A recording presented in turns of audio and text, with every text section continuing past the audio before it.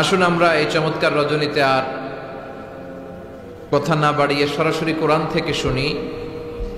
আমি আমার খুতবার শুরুতে সূরাত আল বাকারার 124 নম্বর আয়াত তেলাওয়াত করেছি।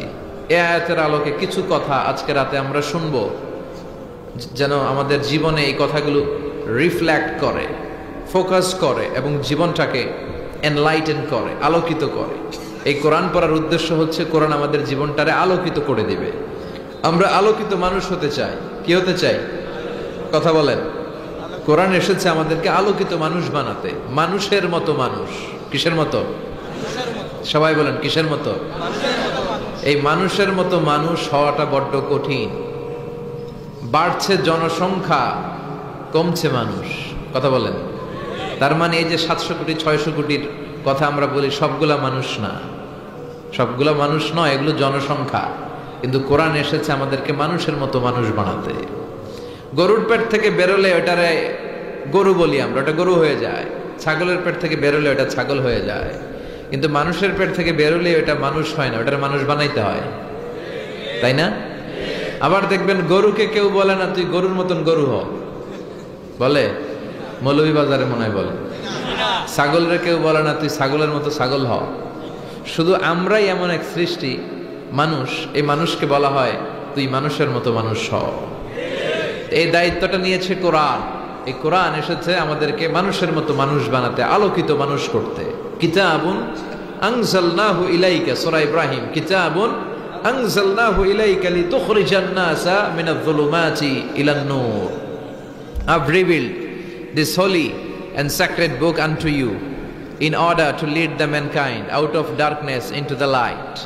ও নবী, আমি আপনার কাছে এই মহাগ্রন্থ কোরআনকে পাঠিয়েছি অন্ধকারচ্ছন্ন মানুষগুলোরে আলোকিত মানুষ বানানোর জন্য, অনেকগুলো অন্ধকার থেকে একটা নূর বা আলোর দিকে নিয়ে যাওয়ার জন্য। ঠিক কিনা? এজন্য কোরআন পড়লে, কোরআন মানলে ওই লোকটা ভদ্র হয়, ওই লোকটা আল্লাহওয়ালা হয়, ওই লোকটা দেশপ্রেমিক হয়, ওই লোকটা টেন্ডারবাজ হয় না, ওই লোকটা চাঁদাবাজ হয় না, ওই লোকটা কখনো দুর্নীতি করে না, ওই লোকটা সরকারি টেবিলের উপর দিয়া নিচ দিয়া ঘুষের আদান প্রদান করে না, ওই লোকটা ধর্ষণ করে না, ছিনতাই করে না, এই লোকটা কখনো খাদ্যে ভেজাল দেয় না, মাছে ফরমালিন দেয় না, ওজনে কম দেয় না, কারণ সে মানুষের মতো মানুষ। ঠিক কিনা? তো এই জন্য আমরা যেন কোরআনের সাথে সম্পর্ক বাড়াই। এই বাংলাদেশে এই তাফসির মাহফিলের যেই রেওয়াজ বা কালচার, এটা পৃথিবীর কোথাও নাই। আমরা বাইরেও মাঝে মাঝে কিছু কিছু জায়গায় বক্তব্য করি, তবে এইরকম না। এই বৃষ্টি পড়তেছে, এই তেরপাল বিছানো, এই প্রধান বক্তার আগমন, শুভেচ্ছার স্বাগতম, এলাকাবাসীর পক্ষ থেকে লাল গোলাপ শুভেচ্ছা। এক জায়গায় লাল গোলাপ ফুল পাই না, খালি প্লাস্টিকের ফুল, ওই যে দেখেন। কিন্তু তাজা তাজা লাল গোলাপ দেয় না করে, খুব কম। মাঝে মাঝে কিছু কিছু জায়গায় অ্যারেঞ্জ করে, কিন্তু খুব বলে যে লাল গোলাপের শুভেচ্ছা। তো এই যে আমাদের ট্র্যাডিশন, এটা আমাদের বাংলাদেশের ট্র্যাডিশন। শীতকালে বৃষ্টি হোক, ঝড় হোক, তুফান হোক, আমরা ছুটে যাই কোরআন থেকে শুনতে। পৃথিবীর অন্যান্য দেশে হয় শর্ট তাস্কিরা, খুব অল্প সময়ের, half an hour. The lecturer will come in the conference room, he deliver his lecture or conduct the presentation, then the audience will start to throw the question to the speaker. উনি একটা ছোট্ট বক্তব্য দেয়, এরপর সবাই প্রশ্ন, QA বলে এটাকে, questioning answering session. Then they all go out, finish. কিন্তু এরকম বিকেল থেকে অনেক আলোচকরা আসবে, আলোচকের শেষ নাই। 4-5 জনকে তো এরকম পোস্টারে নাম দেয়, এরপর লেখা থাকে আরো অন্যান্য ওলামায়ে কেরামগণ বয়ান করবেন। ঠিক কিনা? এই ট্র্যাডিশনটা কিন্তু অন্য জায়গায় নাই। It's a blessings, it's a রাহমা, এটা আল্লাহর পক্ষ থেকে বারাকা। এজন্য আমি সবসময় বলি যে তাফসির মাহফিলটারে ক্লাস মনে করতে হবে। কি মনে করতে হবে? ধরে ধরে খুঁটে খুঁটে এগুলো যাতে আমরা বুঝে নিই যে এটা তার আল্লাহ এটা বুঝিয়েছেন, এটা থেকে আমাদের জীবনে এই শিক্ষা, তাহলে জীবনটার আলোকিত করবে কে? আল্লাহ। আমরা যেন মানুষের মতো মানুষ হতে পারি, আমরা যেন আলোকিত মানুষ হতে পারি। আজকের এই বসাকে, এই শোনাকে তুমি আমাদের নাজাতের ওসিলা বানাও। সূরাত আল বাকারা হচ্ছে কোরআনের সবচাইতে ছোট্ট সূরা। হ্যাঁ, কেউ কোনো প্রতিবাদ করে না। হ্যাঁ, কোরআনের সবচেয়ে বড় সূরা। এই সূরার ভেতরে এমন একটা আয়াত আছে যে আয়াতটা সবচেয়ে শ্রেষ্ঠ আয়াত, আয়াতটার নাম আয়াতুল কুরসি। মুখস্থ আছে না? পড়েন আপনারা? বিশ্বনবী বললেন, মান কারা আয়াতুল কুরসি দুবুরা কুল্লি সালাতিন মাকতুবা লাম ইয়ামনাহু মিন দুখুলিল জান্নাতি ইল্লাল মাউত। প্রত্যেক ফরজ সালাতের পরে যারা আয়াতুল কুরসি পড়ে তার জান্নাতে যাওয়ার ক্ষেত্রে আর কোনো কিছু বাধা থাকে না, একটি জিনিস ছাড়া, সেটা হচ্ছে মরণ। লোকটা মরে না তাই জান্নাতে যায় না, মরলেই জান্নাতি। পড়বেন আয়াতুল কুরসি? নাকি সালাম ফেরানোর পরে আমিন ইয়া আরহামার রাহিমিন এগুলো করবেন? তাসবিহ পড়বেন। আব্দুল্লাহ ইবনে আমর ইবনে আল আস বলেন, রাআইতু রাসূলুল্লাহি সাল্লাল্লাহু আলাইহি ওয়াসাল্লাম ইয়াকিদু তাসবিহা বিয়ামিনিহি। আমি আল্লাহর রাসূলকে ডান হাতের আঙ্গুলের গিড়ায় এরকম তাসবিহ পড়তে দেখেছি সালাতের পরে। সুবহানাল্লাহ পড়েন। এই সালাতের পরে লম্বা সময় তাসবিহ পড়বেন। লা ইয়াজালু লিসানুকা রাতবান মিন যিকরিল্লাহ। বিষ্ণু বললেন, জিহ্বাটারে আল্লাহর জিকির দিয়ে ভিজায় রাখো। তাহলে জীবনটারও রহমত দিয়ে ভিজায় দিবে কে? আল্লাহ। আমরা যেন সব সময় আল্লাহর স্মরণ আমাদের হৃদয়ে রাখতে পারি। হৃদয়ে রাখবেন কি? কলবে থাকবে কি? আল্লাহ। আলা বিযিকরিল্লাহি তাতমাইন্নুল কুলুব। কোনো কিছু দ্বারা অন্তরের প্রশান্তি ঘটে না, অন্তরের প্রশান্তি হয় আল্লাহর জিকির দিয়ে। এজন্য কলবে আমরা জিকির বসাবো, আয়না টায়না বসাবো না। আপনারা আয়না বসান নাকি? অনেক এলাকায় বসায়। কি বলে জানেন? আয়না বসায় দেমর, ওই যে মুখস্থ তো সবার। আয়না বসানো যাবে? আয়না ফায়না বলতে কিছুই নাই, এগুলো ফালতু কথা। আসেন এই সব কুসংস্কার, সুপারস্টিশনস, এগুলো থেকে আমরা বেরিয়ে আসি। এই বাংলাদেশে কুসংস্কার আছে না নাই? আমরা যখন ছোট ছিলাম আমরা শুনতাম ওই যে পরীক্ষার হলে যাওয়ার আগে যদি কেউ ডিম খায় সে নাকি পরীক্ষায় ডিম পায়। মৌলভীবাজারে আলহামদুলিল্লাহ এগুলো বলে টলে না? হ্যাঁ বলে। আসলে কিন্তু ভুয়া কথা, এগুলো কোরআনেও নাই, হাদিসেও নাই। পরীক্ষার হলে যাওয়ার আগে ডিম বেশি বেশি খাবেন। আমি যত পরীক্ষা দিয়েছি জীবনে, সব পরীক্ষার দিন সকালে ডিম খেয়ে যেতাম, পরীক্ষা দিয়েই ফার্স্ট হয়ে যেতাম। তার মানে প্রমাণ হলো এটা ভুয়া কথা, ঠিক কিনা? এরপর দেখেন ছোটবেলা শুনতাম যার মাথার মধ্যে 2 গিট আর 2 বিয়া আছে এই এলাকাতেও। হ্যাঁ, এগুলো বিশ্বাস করবেন? আর মা বোনেরা যাদের কারণে আমার মাইকের আওয়াজ যায়, এগুলো বিশ্বাস করা যাবে? এরপরে জট কলা পাওয়া যায় মৌলভীবাজারে। এটার ব্যাপারে একটা সুপারস্টিশন আছে যে জট কলা খাওয়া যাবে না, এবং এটার দামও কম। মানে একটার দাম দিয়ে 2টা পাওয়া যায়। কথা কন? এই জট কলা খাইলে নাকি 2 বাচ্চা হয় একসাথে। এই কথাটা ছোটবেলা শুনে আমার কাছে খুব ইন্টারেস্টিং মনে হতো। আমি বলতাম তাহলে তো আরো ভালো, একবারে 2 কাম সারলো।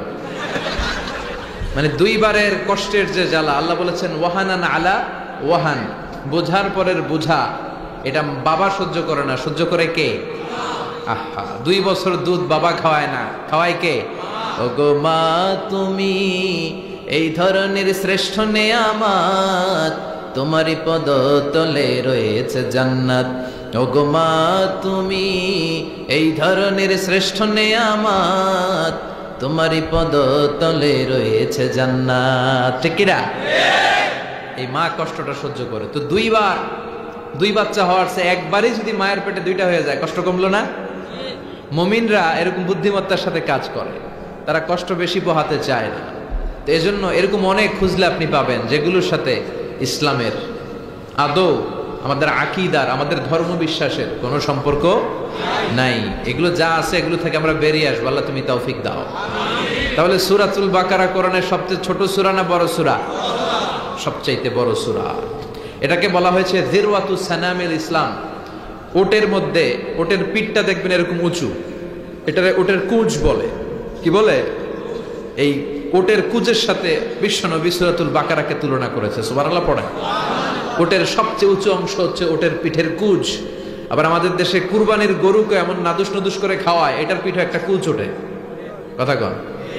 এই কুঁজটা যেহেতু ওটের সবচেয়ে উঁচু, বিশ্বনবী বললেন সূরাতুল বাকারাটাও সব সূরার চেয়ে সবচেয়ে উঁচু সূরা, সবচেয়ে বড় সূরা। চিল্লায় পড়েন আল্লাহু আকবার।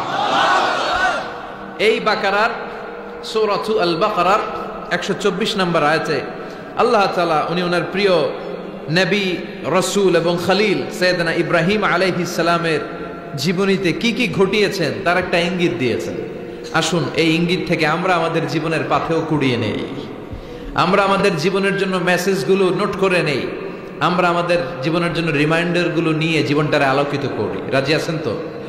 আল্লাহ বললেন ওয়াইদ ইবতালা ইব্রাহিমা রব্বু, বিশ্বনবীকে ডাক দিলেন, ও নবী স্মরণ করেন সেই সময়ের কথা যখন আপনার রব সাইয়েদনা ইব্রাহিম আলাইহিস সালামকে কিছু পরীক্ষা নিয়েছিল, বিকালিমাতিন, অনেকগুলো বাক্যের, অনেকগুলো বিষয়ের, ফাআতাম্মাহুন্না, আর সাইয়েদনা ইব্রাহিম প্রতিটা বিষয়ের পরীক্ষায় সফলতার সাথে উত্তীর্ণ হয়ে গেলেন।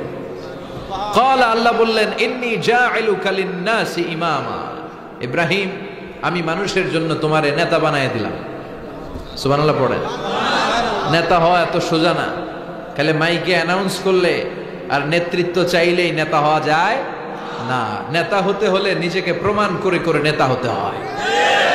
বিশ্বনবী যেমন নেতা ছিলেন, তিনি মক্কার জমিনে কষ্ট করেছেন, ডিফেন্সিভ অ্যাটিটিউডে চলেছেন, মানবতার বন্ধু ছিলেন, সমাজ সংস্কারক ছিলেন, গণমানবের নেতৃত্ব দিয়েছেন। মদিনাতে যে মদিনায় সর্বপ্রথম খাদ্য সমস্যার সমাধান করেছেন, মদিনাতে কয়েকটা কমিউনিটি ছিল সেখানে সিকিউরিটি নিশ্চিত করেছেন। এইভাবে ওনারা নেতৃত্ব দিয়েছিলেন। চিল্লায় বলেন ঠিক কিনা? ঘরে বসে বসে আর লম্বা বক্তব্য দিলে নেতা হওয়া যায় না। সাইয়েদনা ইব্রাহিম আলাইহিস সালাম এমনি নেতা হন নাই, কষ্টি পাথরে যাচাই করে করে আল্লাহ তাআলা ওনাকে বাছাই করেছেন। আল্লাহ বললেন ইব্রাহিম তোমার আমি অনেকগুলো পরীক্ষা করেছি জীবনে, আর তুমি তো সবগুলা পরীক্ষায় পাশ করেছো। এই আয়াত দিয়ে আল্লাহ তাআলা বিশ্বনবীকে সান্ত্বনা দিচ্ছেন আর বুঝাতে চাচ্ছেন, ও নবী আপনার জীবনে পরীক্ষা, আপনি তায়েফের জমিনে যে পাথরের আঘাত খেয়েছেন, বিশ্বনবী পাথরের আঘাত খায় নাই। খেয়ে না খেয়ে দিন প্রচারের কাজে নিজেকে দিয়েছ বিলিয়ে, তায়েফের কাফিরেরা চিনল না সে আলো, দুষ্ট ছেলেদের পিছু দিল লেলিয়ে, পাথরের আঘাতে ক্ষত বিক্ষত হয়ে সারা শরীর থেকে রক্ত ঝরে। হে রাসূল তোমাকে ভুলি আমি কেমন করে। ঠিক কিনা? পাথরের আঘাত খেয়েছে বিশ্বনবী। সালাতে দাঁড়ালে এই পেয়ারা নবীর কাঁধে পচা উটের নারী আর ভুঁড়ি চাপিয়ে দেয়া হতো, একের পর এক গালবন্ধ করা হতো, গণক বলে গালি দেওয়া হতো, মুহাম্মদ তুমি গণক, আনতা কাহিন, গণক, আনতা মাজনুন তুমি পাগল, আনতা শায়ের তুমি কবি, আনতা আবতার তুমি লেস কাটা। তোমার কোনো ছেলে নাই, তোমার নাম ডাক নেয়ার মতো কেউ নাই। কত বড় ডাকাত! বিশ্বনবীর নাম ডাক নেয়ার মতো নাকি কেউ নাই। গোটা বিশ্বে এমন কোন মানুষ আছে যে বিশ্বনবীর চেনে না? এমন কোন মুহূর্ত আছে যে মুহূর্তে বিশ্বনবীর উপর সালাতু সালাম যায় না? বরং যারাই বিশ্বনবীকে লেজ কাটা বলেছে ওদেরকে লেজ কাটা বানিয়ে দিয়েছে কে? বিশ্বনবী কঠিন কালেও লেজ কাটা নয়। ওনার সুনাম, ওনার সুখ্যাতি, ওনার পার্সোনালিটি গোটা বিশ্বব্যাপী ছড়িয়ে দিয়েছে কে? গোটা বিশ্বে এখন সবচাইতে কিউরিসিটি একটা নামের উপর, নামটা হচ্ছে MUHAMMAD, সাল্লাল্লাহু। আমার পরিচিত কিছু লোকেরা ইংল্যান্ডে তারা পরিচ্ছন্নতার কিছু অভিযান চালিয়েছিল, তাদের বুদ্ধিটা দেখে আমি অবাক হলাম। তারা পরিচ্ছন্ন অভিযানে কোনো কথা বলে না। এখানে কি হয়েছে দেখেন দেখেন, এইভাবেই থাকে না তখন, যেহেতু চলছে এখনো চলবে, আওয়াজ করবেন না, বিশৃঙ্খলা হলে অনেক সমস্যা। অনেক মানুষ হয়েছে, তারা কথা বলে না। একটা গেঞ্জি পরছে, টি শার্ট, আর গেঞ্জির পিছনে লিখে ফেলছে MUHAMMAD। এটা লিখে তারা পরিষ্কার করে পরিচ্ছন্নতা অভিযানের নামে। এটাকে বলে ক্লিনলিনেস অ্যাওয়ারনেস ক্যাম্পেইন। তো এই যেই জায়গাগুলোতে ময়লা, লন্ডন সিটির লোকেরা ওখানে ময়লা টয়লা আর দেখে না, খুব পরিষ্কার জায়গাগুলো। কিরে, সবার মনে ধারণা পরিষ্কার করলো কে? যে দেখে কিছু ছেলেরা করে আর তারা কারোর সাথে কথা বলে না, পিঠের মধ্যে লেখা খালি মোহাম্মদ। লেখা কি? নামটা শুনতে কেমন লাগে? হৃদয়টা ঠান্ডা হয়ে যায় না? তখন তাদের মাথার মধ্যে প্রশ্ন জাগে এমনি, হু ইজ দিস মোহাম্মদ? এই মোহাম্মদটা কে যার অনুসারীরা এত পরিচ্ছন্ন? সুবহানাল্লাহ পড়ে। যার অনুসারীরা এত ভদ্র, এত সভ্য। তখন তারা খুঁজতে আরম্ভ করে যে কে এই মোহাম্মদ, কে? They search in Google, who is this Muhammad? Then they find that Muhammad is the last messenger of Allah. তিনি আল্লাহর পাঠানো সবশেষ নবী, তারপরে কোনো নবী নাই। Who is this personality? K say? Let me try his biography, তার জীবনী খুঁজে বের করে, একটার পর একটা জীবনী ওয়েবসাইটে তারা পড়ে, তারা অবাক হয়ে যায়। তারা বলে যে এত সুন্দর মানুষ হতে পারে, এত চমৎকার ব্যক্তিত্ব হতে পারে। তারা নিজেরাই পরে বলতে বাধ্য হয়েছে যে as a father, as a teacher, as a law giver, as a law maker, as a reformer of the society, Muhammad is the superman of the world. স্বামী হিসেবে, নেতা হিসেবে, নবী হিসেবে, সমাজ সংস্কারক হিসেবে, আইন প্রণেতা হিসেবে মুহাম্মদ সাল্লাল্লাহু আলাইহি ওয়াসাল্লাম হচ্ছে একজন সুপারম্যান, যার কোনো তুলনা হয় না। তারা বলতে বাধ্য হয়েছে। তো এইভাবে বিশ্বনবীর সুনাম সুখ্যাতিকে গোটা বিশ্বের দরবারে ছড়িয়ে দিয়েছে কে? এই জন্য বিশ্বনবীরে আবদার বলো না, বিশ্বনবীরে লেস কাটা বলে কোনো লাভ হবে না, বিশ্বনবীর বিরুদ্ধে কার্টুন বানিয়ে লাভ হবে না, বিশ্বনবীর নামে ব্যঙ্গাত্ব করে ফিল্ম বানিয়ে কোনো লাভ হবে না, বিশ্বনবীর পারিবারিক জীবনে নিয়ে উল্টাপাল্টা কথা ব্লগের মধ্যে লিখে বেশি সুবিধা করতে পারবা না। বরং বিশ্বনবীর যারা গালি দিয়েছিস তোদের বংশকে নির্বংশ করে দেবে আল্লাহ। আল্লাহু আকবার, আল্লাহু আকবার, হুশিয়ার সাবধান, হুশিয়ার সাবধান। এটা আমার স্বয়ং আল্লাহর ঘোষণা। ইন্না শানিআকা, কথা বলেন, ইন্না শানিআকা। ও নবী, আপনারা যারা গালি দেয় ওরাই লেস কাটা, ওদের বংশটাই আমি আল্লাহ নির্বংশ করে দেব। চিল্লায় বলেন ঠিক কিনা? আপনার সুনাম বিশ্বব্যাপী, আপনার জয়গান বিশ্বব্যাপী, আপনার উপর সালাত বিশ্বব্যাপী, আপনার প্রশংসা বিশ্বব্যাপী।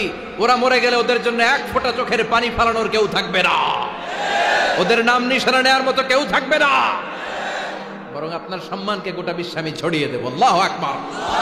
রাফা'না লাকা যিকরাক, আপনার সম্মানকে, আপনার নামকে আমি এত উপরে নিয়েছি গো নবী, আমার নাম যেখানে আপনার নামও সেখানে। সুবহানাল্লাহ পড়বেন না? এজন্য বিশ্বনবীর আল্লাহ সান্ত্বনা দিচ্ছেন, নবী ভয় পাবেন না, চিন্তা করবেন না। ইসলামের পক্ষে যারাই থাকে তাদের এই কষ্টগুলো সহ্য করে আসতে হয়। আপনার পিতা সাইয়েদনা ইব্রাহিমও এই কষ্টের পথ পাড়ি দিয়েছে। আপনারে যেমনি গালি দেয়, আপনার পিতা সাইয়েদনা ইব্রাহিমকেও গালি দিয়েছে। এবং পরবর্তীতে আপনার প্রজন্ম যারা আসবে, আপনার পক্ষের শক্তি হিসেবে দুনিয়ায় যারা বেঁচে থাকবে, এদেরকেও গালিগুলো সহ্য করতে হবে, হজম করতে হবে।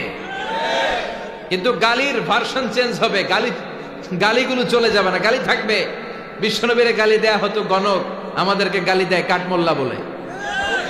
বিশ্বনবীরে গালি দেয় কবি বলে, আমগরে গালি দেয় রাজাকার বলে। বিশ্বনবীকে গালি দেয় পাগল বলে, আমাদেরকে গালি দেয় যুদ্ধাপরাধী বলে। এই গালিগুলো থাকবে, কিন্তু এই গালিগুলো শুনে, এই ঝুঁকির পথ দেখে মুসলমানরা এই পথ থেকে এক পাও পিছপা হয় না। চিল্লায় বলেন ঠিক কিনা? বিশ্বনবীরে এসে বলা হলো, সম্পদ চাও, সম্পদের পাহাড় দেব। সুন্দরী নারী চাও, নারীরা ললনার লাইন ধরবে। গদি চাও, গদি দিতে বসায় দেব। শুধু নতুন যে দাওয়াতি কাজ শুরু করেছে এটারে বন্ধ করে দাও। বিশ্বনবী বললেন, তোমাদের 3 দফা, আমার তো 1 দফা। লা ওয়াদাউ আশ-শামসা ফি ইয়ামিনি, সম্পদ, নারী আর ক্ষমতার চেয়ারের লোভ দেখাও, আরে আকাশের ওই জল জ্বলে সূর্যটা যদি আমার ডান হাতে দিয়ে দাও। ওয়াল খামারা ফি ইয়াসারি, আর চাঁদটাকে যদি আমার বাঁ হাতে দিয়ে দাও। যেই পথে আমি নেমেছি, গোটা বিশ্বের কোনো পরাশক্তিও আমাকে এই পথ থেকে এক পা পিছনে নিতে পারবে না। কারণ মুমিন জানে তার মরণ একবার। কথা কন? যারা কাফের, মুশরিক, মুনাফিক, এরা দিনে মরে 10 বার। আর আমরা মৃত্যুরে ভয় পাই না, আমরা মৃত্যু কোথায় খুঁজে বেড়াই। মুমিন একবার মরে, মরার আগে সিংহের মতো হুঙ্কার আর গর্জন দিয়ে মরে। এজন্য বিশ্বনবীকে আল্লাহ তাআলা সান্ত্বনা দিচ্ছেন, নবী পেরেশান হবেন না। আপনার পিতা সাইয়েদনা ইব্রাহিমকে আমি পরীক্ষা নিয়েছি, আর প্রতিটা পরীক্ষায় আপনার পিতা ইব্রাহিম সফলতার সাথে উত্তীর্ণ হয়েছে।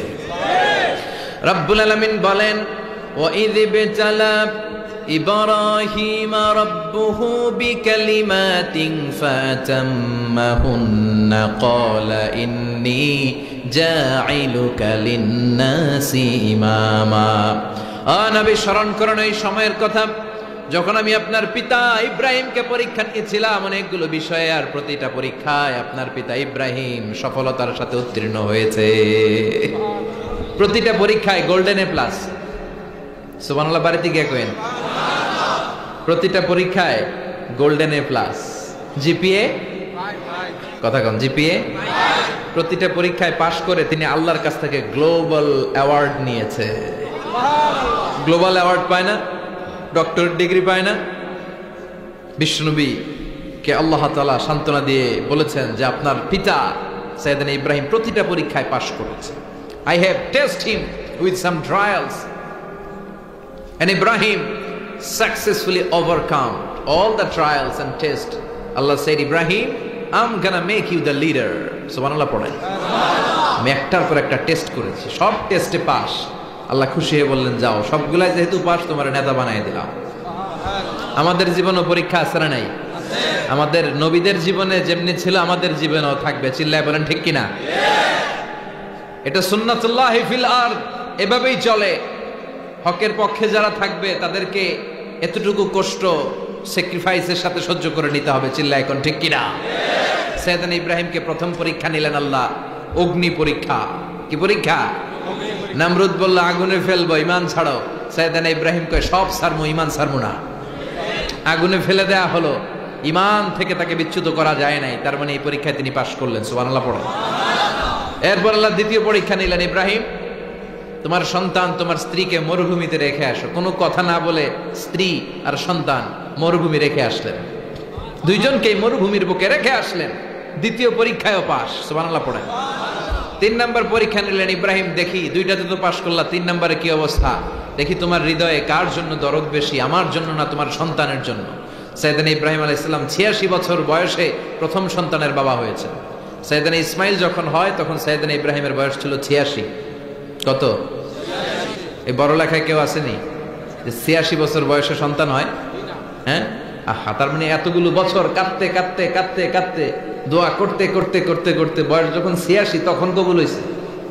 আর ওই কলিজার টুকরাটারে জবাই করতে বলা হলো, সাথে সাথে তলোয়ার নিয়ে গলার মধ্যে তিনি ছুরি লাগালেন।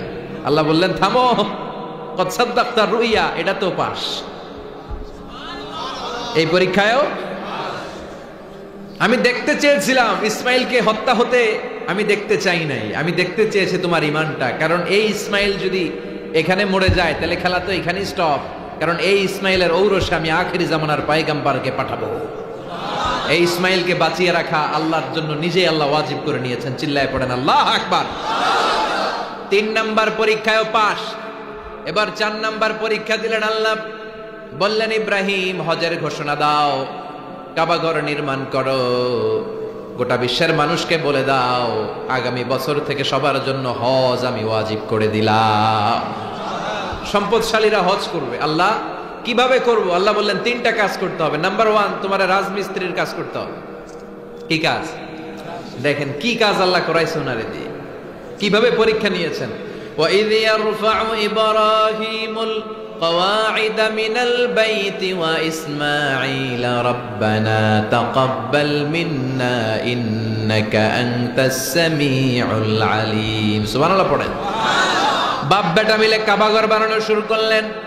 পাথর টানলেন, পাথর কাটলেন, একটার পর একটা পাথর জোড়া লাগিয়ে রাজমিস্ত্রির দায়িত্ব পালন করলেন। আল্লাহু আকবার।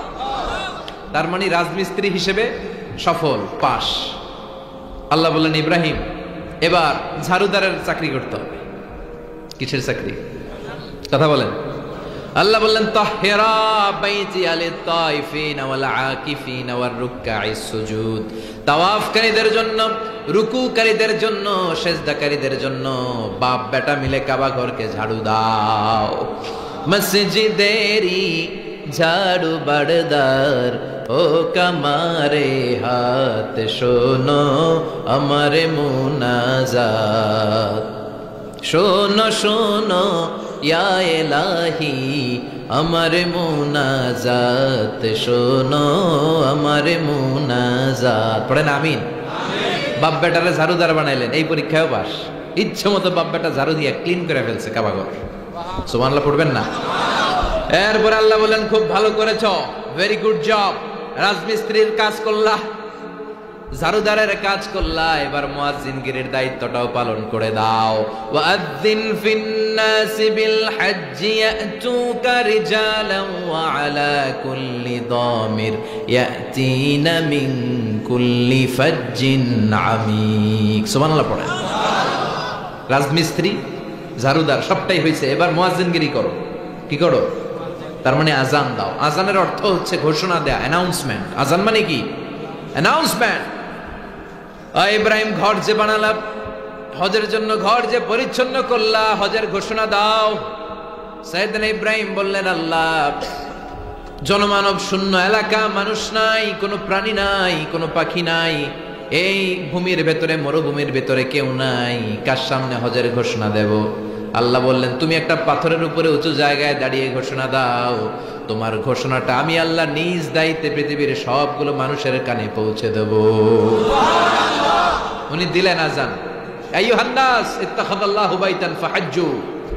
ও দুনিয়ার মানুষেরা, আল্লাহ একটা ঘর বানিয়েছে এবং আদেশ করেছে, আজ থেকে এই ঘরে আসো তোমরা প্রতি বছর জিলহজের ওই মাহেন্দ্রক্ষণে এসে এসে হজ করে যাও। ওই আওয়াজটা আল্লাহ পৃথিবীর সবার কানে তখন পৌঁছে দিলেন। আমরা তখন ছিলাম রুহের জগতে, পৃথিবীতে আসি নাই। আলামেল আরওয়াহে আমরা যারা ছিলাম, আমাদের কানেও আল্লাহ পৌঁছে দিয়েছেন।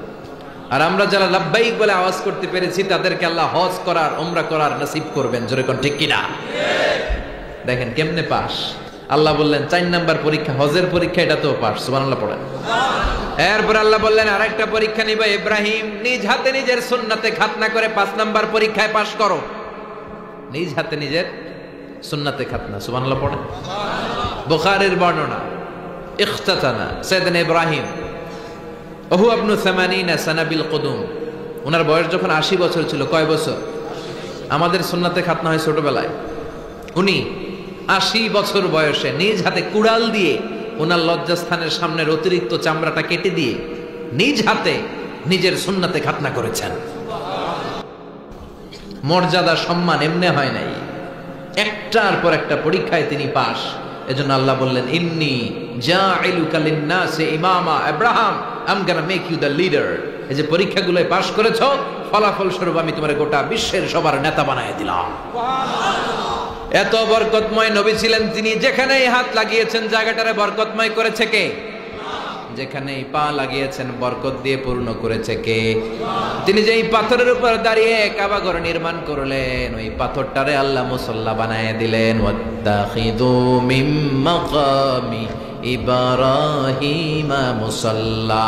আল্লাহ বললেন, ও গোটা বিশ্বের মুমিন বান্দা বান্দিরা, আমার ইব্রাহিমের দাঁড়ানোর জায়গাটারে তোমরা মুসল্লা বানিয়ে দাও। এটা আমাদের মুসল্লা, মাকাম ইব্রাহিম। একটা পাথরে দাঁড়িয়ে উনি কাবাঘর বানিয়েছিলেন। জানেন না ইতিহাস, হিস্ট্রিটা জানেন সবাই? ওই পাথর নাকি উঠে যেত উপরে, অটোমেটিক্যালি নেমে যেত। সুবহানাল্লাহ পড়েন। ওনার ইতিহাসকে চিরস্মরণীয় আর অম্লান করে রাখার জন্য এই পাথরের জায়গাটা, মাকাম ইব্রাহিমকে আল্লাহ কাবাঘরের পাশে স্থান দিয়েছে। যারা হজ উমরা করে তাদের এখানে নামাজ পড়তে হয়। বিশ্বনবী তাওয়াফ করার পরে এই মাকাম ইব্রাহিমে দাঁড়িয়ে 2 রাকাত নামাজ পড়তেন। যারা হজ উমরা করেছেন, আপনারা পড়েন নাই? পৃথিবীর কোন পাথরের মধ্যে পা দিয়ে ইচ্ছা মতো ধাক্কা মারলে, লাথি মারলে ওই পায়ের দাগ পাথরে পড়বে, কিন্তু সাইয়েদনা ইব্রাহিমের পায়ের দাগ মানে ফুটপ্রিন্ট ওই পাথরে তুলে দিয়েছে কে? কাবা ঘরের একেবারে পাশে ওই পাথর। তার মানে এমন নবী, যে নবীর পা যেই জায়গায় লেগেছে ওই জায়গাটারে আল্লাহ তাআলা আমাদের মুসল্লা বানিয়েছে। ওনার স্ত্রী হাজার, আমরা যারা বিবি হাজেরা বলি, উনি পানির সন্ধানে সাফা থেকে মারোয়া, মারোয়া থেকে সাফায় 7 বার দৌড়ালেন। পানি কই, পানি কই, পানি নাই। ওনার দৌড়াদৌড়িটা আল্লাহর এত ভাল লাগলো, কিয়ামত পর্যন্ত সব হাজী সাহেবদের জন্য এই জায়গায় দৌড়াদৌড়িটা আল্লাহ ওয়াজিব করে দিয়েছেন। তার মানে স্বামীর পা যেই জায়গায় লাগে ওইটা বানাইলেন মুসল্লা, স্ত্রীর পা যেই জায়গায় লেগেছে ওই জায়গাটারে বানালেন সাই করার জায়গা। আর কলিজার টুকরা সন্তান ইসমাইলের পা যেই জায়গায় লাগিয়েছে ওই জায়গাটারে বানিয়েছেন জমজমের কুয়া। দুধের বাচ্চা ইসমাইল পা দিয়ে লাথি মারে, কলকল করে পানি বেরোয়। হাজার, যাকে বলি আমরা বিবি হাজেরা, দৌড়ে আসলেন, এসে দেখে পানি। আল্লাহ শুকরিয়া করলেন, কিন্তু পানি তো বের হয়ে চলে যায়। উনি পানি যেন না যায় বাদ দিতে লাগলেন। পানি আটকানোর জন্য আমরা কি দেই? বেরি বাদ দিচ্ছেন। ওনারা আরবি ভাষা জানতেন না, জানতেন সুরিয়ানি ভাষা। সুরিয়ানি ভাষায় উনি নিজের ভাষায় বলছিলেন ঝাম ঝাম ঝাম, মানে হচ্ছে থাম থাম, পানি চলে যাস না। ওনার মুখ নিঃসৃত এই ঝাম ঝাম শব্দ দুটো আল্লাহর এত ভালো লাগলো, কিয়ামত পর্যন্ত আল্লাহ তাআলা এই কুয়ার পানির নাম জামজামের কুয়ার পানি বানিয়ে দিলেন। The most blessed water ever in the world. পৃথিবীতে প্রাপ্ত প্রাকৃতিক পানিগুলোর মধ্যে সবচেয়ে ভালো পানি, পৃথিবীর সবচেয়ে ভালো পানির মধ্যে পানি হচ্ছে ভূগর্ভস্থ পানি। যেটা অনেক নিচ থেকে পাওয়া যায়, এটা খুব ফ্রেশ। আরেকটা হচ্ছে ডাবের পানি, আর এই সবগুলোর চেয়ে শ্রেষ্ঠ হচ্ছে এই জামজামের পানি। বিশ্বনবী বলেছেন মা উ জামজাম লিমা শুরিবা লাহু, যে রোগের নিয়তে জামজাম খাবেন ওই রোগ ভালো করে দিবে কে? আবার বিশ্বনবী বলতেন ইন্নাহা মুবারাকা, এই পানিটা বরকতের পানি, ইন্নাহা তুআমু তুআমিন ওয়া শিফাউ সুকমিন, এই পানি খেলে শুধু তৃষ্ণা নিবারণ হয় না, এই পানি খেলে পেটের ক্ষুধাও দূর হয়ে যায়। পৃথিবীর সব পানি খেলে শুধু তৃষ্ণা নিবারণ হয়, কিন্তু জমজমের পানি খেলে ক্ষুধাও নিবারণ করে দেয় কে? আবার আল্লাহ বললেন ওয়াজআলনা ফি যুররিয়াতিহিন নুবুওয়াতা ওয়াল কিতাব, এই নবী এমন নবী যেই নবীর বংশে আমি অনেক কিতাব দিয়েছি, যেই নবীর বংশে আমি অনেক নবী দান করেছি। সুবহানাল্লাহ। এই পৃথিবীতে যত নবী আছে তার বেশিরভাগ সাইয়েদনা ইব্রাহিম আলাইহিস সালামের নাতিপুতি। সুবহানাল্লাহ কইতে বললেন না? দুই ছেলে, প্রথম ছেলের নাম ইসমাঈল, দ্বিতীয় ছেলের নাম ইসহাক। বলেন প্রথম ছেলের নাম কি? দ্বিতীয়টা? প্রথমটা? দ্বিতীয়টা? কিন্তু ইসমাইলের চ্যানেলে আল্লাহ কোনো নবী টবি দেয়নি, সব নবী এসেছে ইসহাকের চ্যানেলে। হাজার হাজার পয়গম্বর এখানে এসেছে, আর সব নবীরা বলতো যে শেষ নবী হবে এমন নবী, তিনি হবেন শ্রেষ্ঠ নবী। এই চ্যানেলেই খালি নবী আর নবী আর নবী আর নবী। এই চ্যানেলে ইসমাইল আলাইহিস সালামের ঔরসে কোনো নবী নাই। এরা নবী পাইতে পাইতে বেশি অহংকারী হয়ে উঠছিল এই চ্যানেল। এরা মনে মনে ভাবছে যে শেষ নবী যেটা আসবে এটাও এদিক দিয়ে আসবে, কারণ খালি নবী এদিক দিয়ে আসে। আর এই চ্যানেলের গালে দিত, কইতো এটা আটকুরা চ্যানেল, এটাতে কোনো নবী টবি নাই। কিন্তু আল্লাহর কি খেলা, আল্লাহ নবী পাঠাতে পাঠাতে পাঠাতে পাঠাতে পাঠাতে সাইয়েদনা ঈসা পর্যন্ত এসে স্টপ করে শ্রেষ্ঠ যেই নবীটা ওইটার আর এদিক দিয়ে পাঠালেন না, ওইটা ইসমাইল আলাইহিস সালামের চ্যানেলে পাঠিয়ে দিলেন। এজন্য আমরা হচ্ছে বানি ইসমাইল, আমরা কি? আর এরা হচ্ছে বানি ইসরাইল। ইহুদি, খ্রিস্টান, ইসলাম, তিন ধর্মের গোড়া লাগছে ইব্রাহিম আলাইহিস সালামের এদিকে। তিনটাই আল্লাহর দেয়া ধর্ম, তিনটারে বলে আব্রাহামেটিক ফেইথ। তবে ইহুদি, খ্রিস্টান ওরা শরিয়ার উপর চলে নাই, সব উল্টাপাল্টা করে ফেলাইছে ইচ্ছে মতো। কিন্তু আমাদের কোরআনের একটা অক্ষরও চেঞ্জ হয় নাই। গোটা বিশ্বের সবাই মিলে একটা অক্ষর চেঞ্জ করতেও পারবে না। চিল্লা এখন ঠিক কিনা? কোরআনের সবগুলো পাতা যদি আগুন দিয়ে জ্বালিয়ে দেয়, পৃথিবী থেকে কোরআন শেষ হয়ে যাবে। হাফেজদের হৃদয়ে কোরআন আছে না নাই? যদি আগুন লেগে ধ্বংস হয়ে যায়,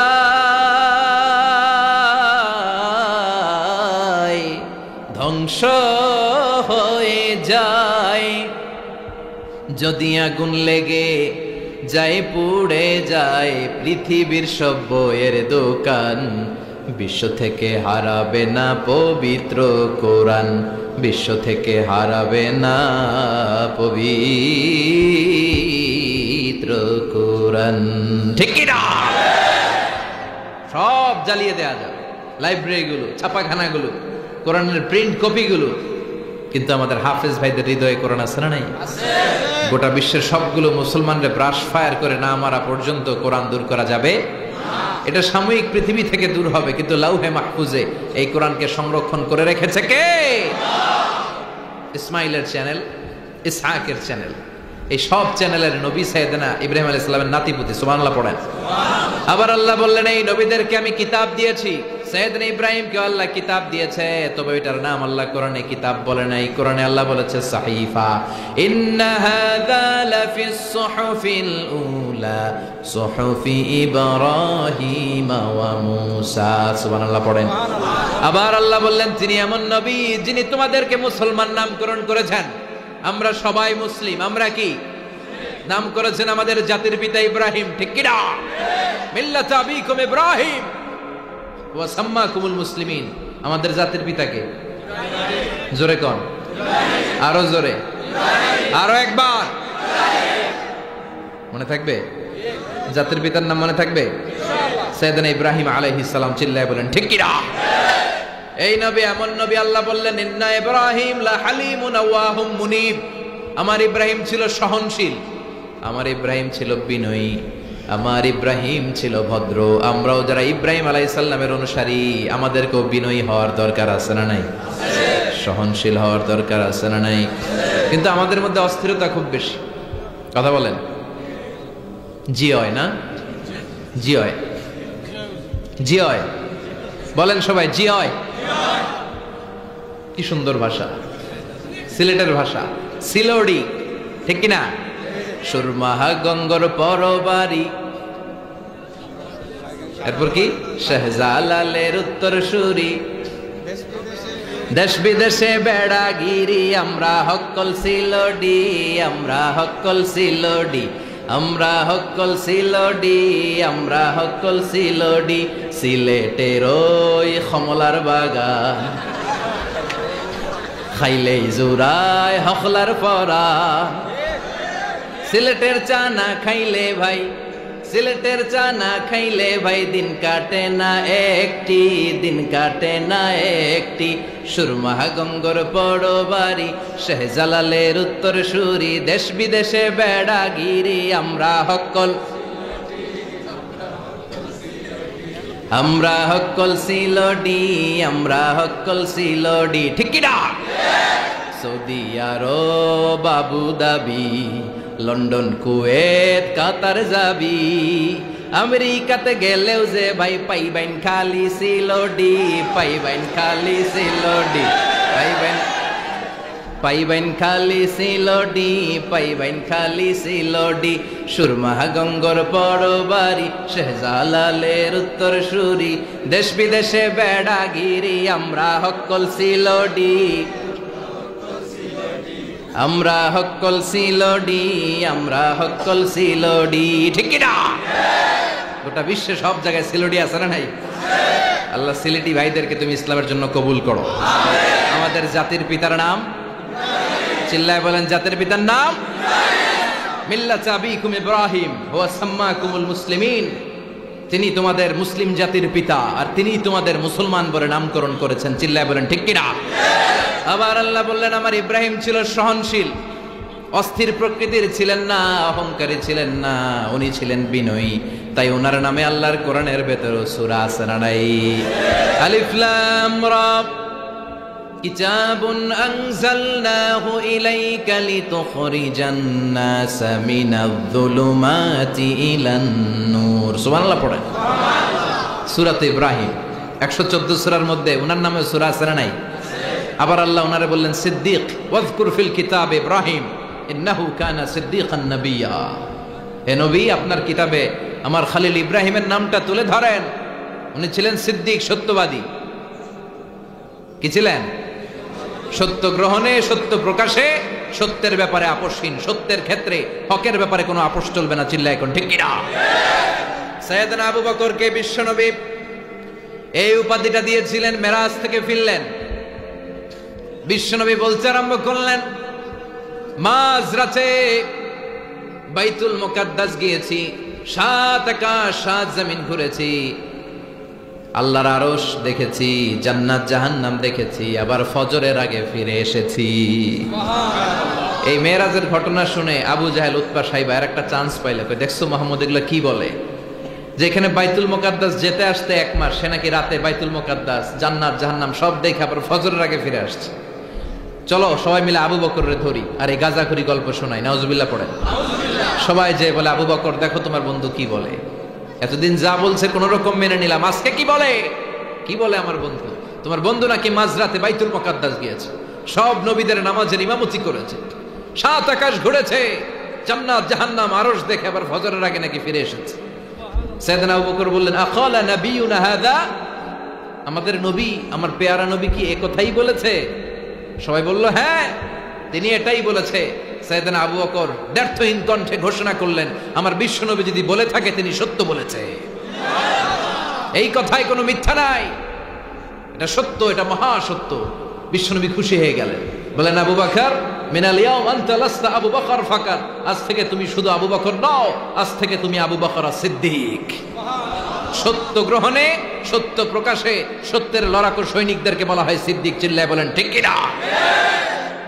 আল্লাহ বললেন আমার খলিল ইব্রাহিম ছিলেন সিদ্দিক, তিনি জীবনে কখনো সত্যের ব্যাপারে আপোষ করেন নাই। এজন্য আল্লাহ খুশি হয়ে সাইয়েদনা ইব্রাহিমকে বানিয়ে দিয়েছেন খলিল। ওয়াত্তাখাযাল্লাহু ইব্রাহিমা খলিলা। সুবহানাল্লাহ। ইব্রাহিম আলাইহিস সালামকে বানালেন খলিল, আর বিশ্বনবীরে বানালেন হাবিব। বিশ্বনবীর কি বানালেন? ইব্রাহিম আলাইহিস সালামকে বাপ হইল খলিল, পোলা হইল কথা কোন, বাপ ছেলে। খলিল মানে দোস্ত, হাবিব মানেও দোস্ত। খলিল মানে এমন দোস্ত, এমন বন্ধু যে বন্ধু আল্লাহরে খুশি করার জন্য কাজ করে। আর হাবিব মানে এমন বন্ধু যে বন্ধুরে খুশি করার জন্য আল্লাহ নিজেই কাজ করে। এই বাপ বেটার মধ্যে মিল আছে না নাই? অনেক দিক দিয়ে এই দুজনের মিল আছে। প্রথম মিল হচ্ছে এদের ফেস কাটিং এ মিল।